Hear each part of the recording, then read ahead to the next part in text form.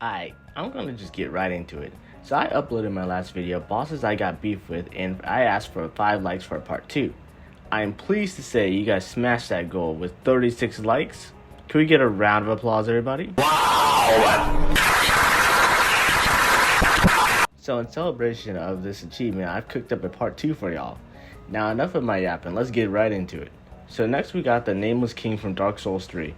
Now there were a lot of bosses I could have chose for this game. So many painful bosses in this game.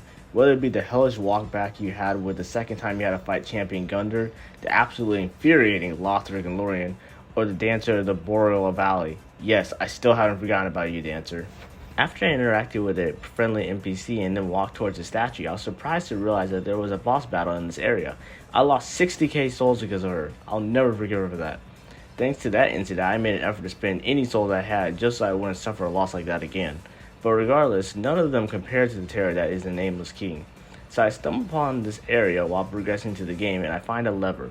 So I pull the lever and lo and behold, a cutscene starts opening the door to the boss arena. Surely this must be the next boss I have to beat to progress in the game, right? So I walk in and I'm greeted by the Nameless King riding on his dragon bird thing.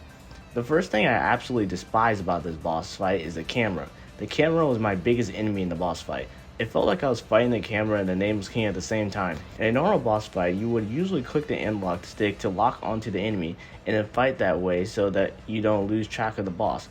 But in this boss fight, you are screwing yourself over if you do that.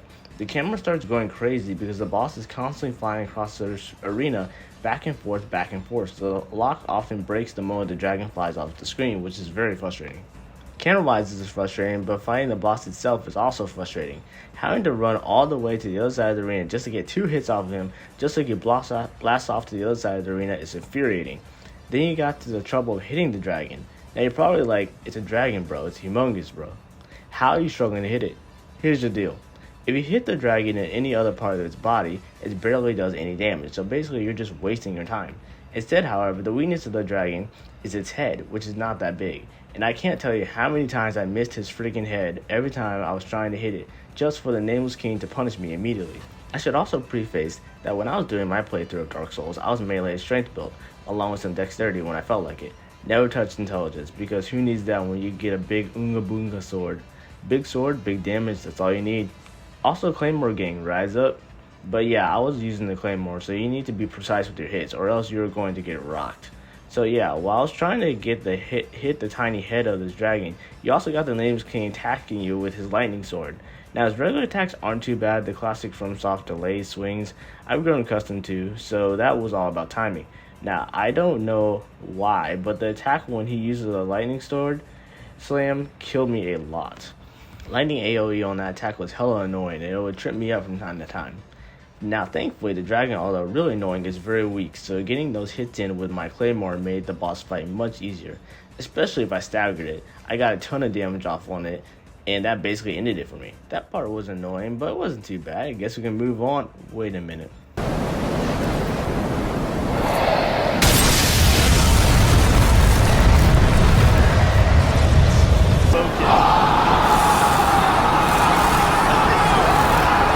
As mad as I was that it was a second phase, I have to say, that was the coldest phase 2 transition I've ever seen. I wasn't familiar with your game, Nameless King. We see the fit. But in all seriousness though, this second phase of this boss fight makes the first phase feel like child's play. I remember having to do the second phase so many times that I beat the first phase so easily to the point that the first phase didn't even feel like a phase of the boss fight anymore, but just a mild inconvenience to get to the real boss fight. This part of the fight is interesting because he is a mix of fast and slow. He really tests your dodging skills, because he will have fast lunge attacks in which you need to dodge quickly, but then he has his base attacks where he just teases you into dodging and then smacks your health bar down by half. This didn't stop me though, not my Oonga Boonga strength brain. I would try to get all up in his face and try to get my 2 hits in, and if I was greedy, I would try to get 3 in. But naturally I underestimated how long it would take me to finish the swing, and by then half of my health was gone, or I was back at the beginning. And if you think you will have time to heal, haha, good luck with that. He is always on you one way or another, so the window to heal in the second phase is astronomically lower than it is in the first phase. I also despise the attack where he would lunge the sword at me. Like, my panic rolling dodge brain is trained to either roll forward or away, so when the boss just trolls me and lunges the sword directly at me, my brain just freezes and I end up choking. Oh, speaking of lunging, he also has an attack if he impales you with his sword, and if that happens,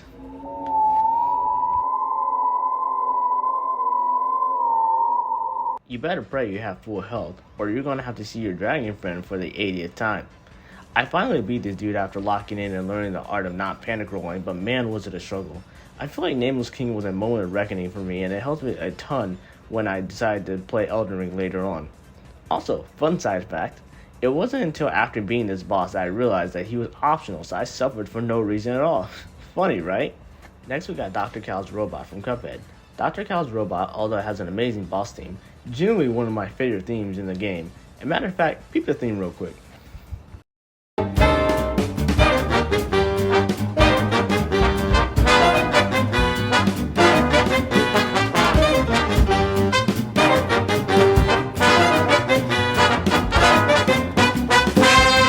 But yeah, as much as I wanted to just chill and jam out to this theme, fighting this boss was a pain. The hardest boss in the game next to King Dice in my opinion. I'm not sure I would say I hate playing levels in Cuphead, but if I had to choose between the standard platforming boss or a flying boss, I would choose the platforming boss. I feel like my biggest struggle in this game when it came to fighting a boss, 9 out of 10 of the times, planes were involved. The dynamics of plane battles are much different than the battles on the ground. You have full range of motion, which in order to make this harder for you, a lot of these bosses have attacks where they throw everything in existence at you, making it kinda hard to dodge unless you're really locked in. But anyway, with the start of Dr. Cal's fight, it's already sensory overload. You got a giant laser being shot at you, these little drones flying in groups of fours toward you, and also this pink thing shooting a giant laser that covers the whole screen vertically. Also, you need to be careful with the giant laser because if it's aimed in a specific spot, you could end up trapped in a corner where you could lose a life. Mind you, the boss fight just started. An absolute flashbang of things to think about. On top of all that, you can't just start shooting the boss like you would other bosses. No. You have to shoot a very specific spot of the boss during his first phase, or else you're doing no damage to him. Then there are the black homing missiles. God, I hate these things. You cannot fathom how much I hate these things, because they seem so obvious when you see it by itself, but when you're dealing with 4 other projectiles being thrown at you, and on top of that trying to kill the boss, it's easy for these things to slip your mind and immediately jump scare you, taking half of your health. You have to catch them quickly because if you shoot them when they are right next to you, kaboom, you still lose health. Because why not, right? So phase 2 of this fight isn't that bad. I would just say it's annoying. You see, you now got to deal with the same stupid black bombs of the first phase while trying to shoot the flying head disappearing from one side to the screen to another. Another reason why I hate plane levels, because in plane levels you cannot shoot up or behind for that matter, so the boss has to be in front of you in order to hit him. But thankfully this phase is short and enough hits from the good old bomb is able to take him out. Now the last phase is the stuff with nightmares, man. I hate the last phase. The last phase is a test of endurance. You know why this fight is a test of endurance? Because the first 2 phases of this fight is not even half of the fight. That's right. Those hours that I wasted trying to get the first phase and the second phase of this fight down wasn't even halfway through the fight. Just completely evil. The most demoralizing thing you could ever see. So the last phase is basically just bullet hell, right?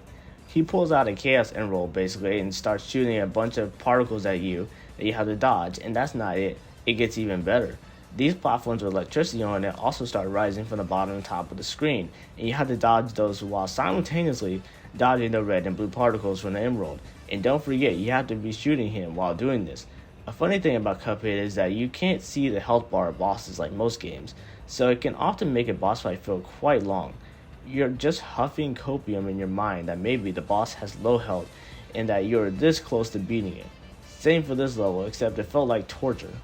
It lasted forever and you had to keep focusing while playing this part of the fight, or else you would get hit by something instantly or possibly die and have to start over. I remember hating this part so much, it had me raging so hard whenever I died there. I would rage so hard that I was throwing my controller lightly on my bed because buying a new one is expensive, but you get the idea. I remember jumping for joy when I finally beat this boss and I had the biggest sense of relief killing this guy. I still listen to his theme every once in a while, but man, I'm glad it's over. Then finally we got Yang from Sifu. Sifu has a very unique game mechanic in which the game simultaneously punishes you and rewards you for dying. Now this probably sounds confusing, so let me explain. So when you die in Sifu, a few things happen.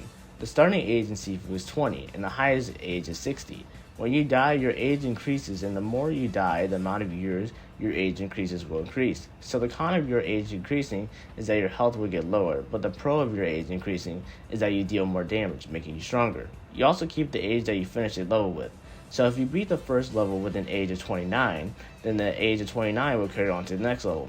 So it is important to manage the amount of time you die, because if you get to a harder level at a higher age, then it will be much more difficult to beat the level compared to if you're at the starting age of 20. This is what makes this game difficult, because it demands a level of perfection in completing levels in order to make your life easier when it comes to beating the whole game. Now, what does this have to do with Yang, you might ask? Well, I got to Yang at age 41. Not bad, not too old, but I could have done better, but then again, this is the best I could do. The level before is kind of difficult also. Now, one thing I despise about the Yang boss isn't even a boss fight, for a matter of fact. It's the run back to the boss fight. This run back sucks ass, bro. You have to fight like 7 guys before you even get to Yang. And these 7 guys are not some cakewalk enemies you can bulldoze over. No, they know how to box, man. I'd be getting my ass rocked by the freaking goons, bro. They ain't even the starting lineup, man. So yeah, once I inevitably lose lives to them, I get to Yang. Now, Yang is just the type of boss where he's basically just a clone of you. Yang is just you, but better. The better Daniel, you might say. He actually knows how to use your kit, and he does it much better than you can. I hate mimic bosses, bro. They just expose how much of a fraud I am. Well, except the mimic boss in Elden Ring. All I gotta do is take my clothes off and beat him down. Hey man, this look pretty good, man. Where your clothes at? So Yang is a smooth dude. He will make you look like a fool, man. The amount of times this boss smacked me around in the arena like a rag doll is crazy. This also has to be the most frustrating boss fight too. Every time I try to hit this dude, he just dodges and weaves. I feel like I could barely get a hit off him. It's low-key embarrassing. Feels like fighting Goku in his prime, bro, untouchable. And then it's his turn, and he just starts laying haymakers on you. Like, it's not fair, man. Your hits also barely do damage in this game, so that's why there's a great importance of trying to break an opponent's structure. Once you do that, you can do insane finishers on them, which is really fun.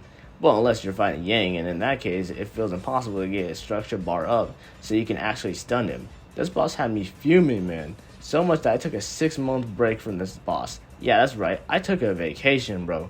I am not dealing with this boss again. I only came back to this boss for this video, and when I came back to say hi to Yang again, he still just pummels my ass. So I have a confession to make. Please don't be mad at me, but I still haven't beat this boss yet. I know, it's tragic. Every time I try to fight this boss, I feel myself crashing out, so I just move on to more peaceful games. If it wasn't for the insane run back you also have to do fighting this boss, I feel like it would be easier for me to get it down, but alas, it's not. Also, side note for my Sifu homies, if you have beat this boss, please comment what worked for you. I'm struggling over here. Please help a brother out, man. So I'm gonna end it here. These are some bosses that had a lasting impact on me, that I'm happy to not have to fight again. Do you have any bosses that piss you off? Anyway, if you made it this far, thank you so much for watching. Please like and subscribe if you enjoyed. I would really appreciate the feedback. Till next time, goodbye.